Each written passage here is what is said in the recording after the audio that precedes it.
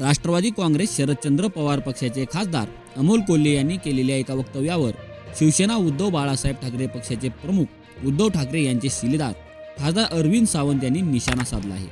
अमोल कोल्हे जेव्हा राजकारणात नव्हते तेव्हा शिवसेनेचा जन्म झाला। आम्हाला झोपेतून जागा होत नाही हे म्हणणं अत्यंत चुकीचं आहे।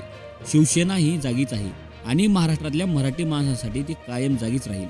आम्ही काय करायचं ते अमोल कोल्हेंनी आम्हाला सांगू नये अशा शब्दात अमोल कोल्हे यांना सुनावलं आहे। राष्ट्रवादी काँग्रेस शरदचंद्र पवार पक्षाच्या मुंबईतील वायबी चव्हाण सेंटर येथे पार पडलेल्या बैठकीत अमोल कोल्हे यांनी भाषण करताना ठाकरे गटाबाबत केलेल्या एका वक्तव्यावरून महाविकास आघाडीत वाद निर्माण झाला। राज्यातील परिस्थिती पाहिली तर ठाकरे गट झोपेतून जागा व्हायला तयार नाही असं वक्तव्य अमोल कोल्हे यांनी केल्याची चर्चा, त्यावर अरविंद सावंत यांनी प्रत्युत्तर दिलं। काँग्रेसने आम्हाला विदर्भामध्ये एकही जागा दिली नाही। आम्ही जागा मागत राहिलो तरी देखील त्यांनी आम्हाला जागा दिली नाही। मला असं वाटतं की भविष्यामध्ये प्रत्येक पक्ष जर महाविकास आघाडीमधूनच लढत राहिला तर मग ग्राउंड लेवलवरती कार्यकर्ते यांच्यावर अन्याय होईल आणि ते तयार होणार नाही।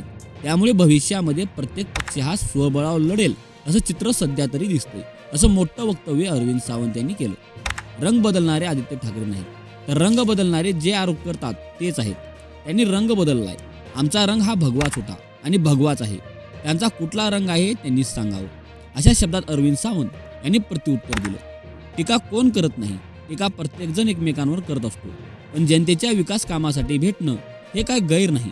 पोलीस हाऊसिंगचा विषय फार मोठा आहे आणि जर त्यांना न्याय मिळत नसेल तर मग करायचं काय असंही अरविंद सावंत म्हणाले।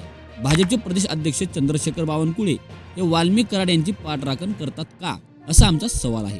राज्यात गुन्हेगारी फोफावली आहे, कायदा सुव्यवस्थेचा प्रश्न निर्माण झाला आहे। त्यांच्याच पक्षाचे आमदार त्यांच्याच पक्षातील नेत्यावर आरोप करतात, हे फार गंभीर आहे।